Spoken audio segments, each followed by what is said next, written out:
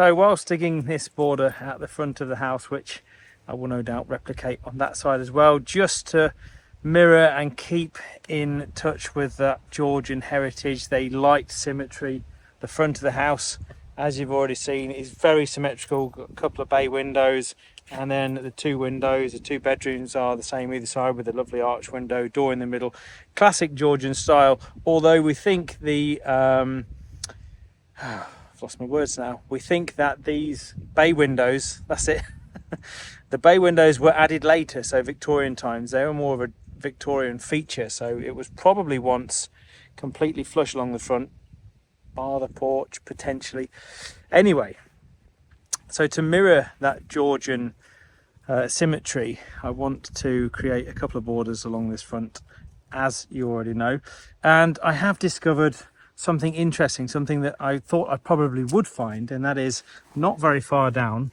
You can see I have quite a bit of sort of gravelly stone, which, yes, no, it's just soil, is a 14 mil gravel, I think 10 to 14 mil, and that's what would have been the original driveway up to the front of the house, where they would have brought the horse and cart up to, yeah, it would have been the driveway. But we know it was the driveway because we've got a picture that I'll put a clip in of now from 1901, which is a fantastic photograph of over 100 years ago, 124 years ago to be precise, showing the front of the house with some of the owners and probably the house workers as well, maybe the gardener, we're not 100% sure. And what I found interesting is not only have I discovered the 14 mil gravel that is now, you can see, quite evident as I'm turning this soil over, all 4 inches of it before I reach the sub base. Underneath is a sub base of chalk. Now chalk is local to this area, not mega local, it's still a little way away. I know there's currently an active quarry that is about an hour away, but where I'm looking to import some of this stuff, so maybe with a bit of digging I won't need to import any. More to come on that in another video.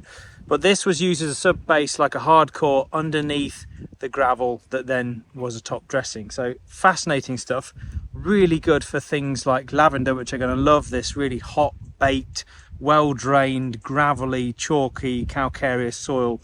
Fabulous mix for lavenders.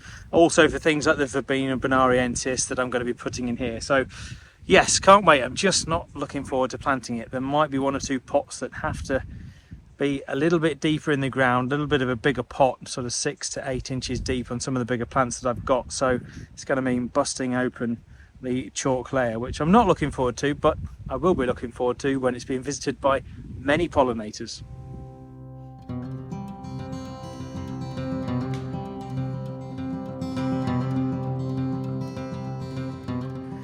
Well, along with many of the other artifacts I found when digging the fence along the drive edge, here I've unearthed what can only be the remains of a Roman trowel.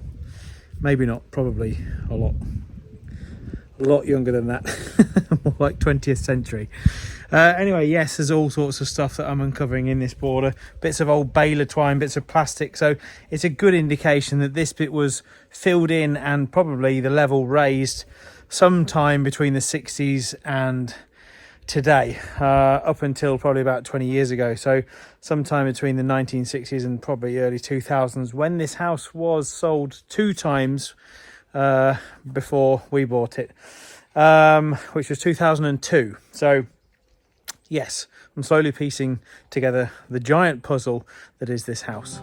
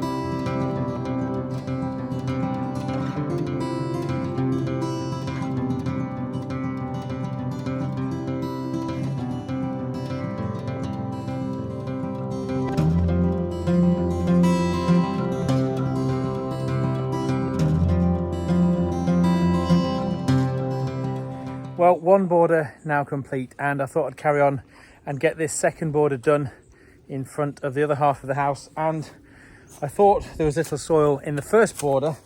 This one is even less. We've got probably about 2 to 3 inches before I'm on to that sub base that was used for the driveway all those many decades ago. So now to bring in my wingman, Bob.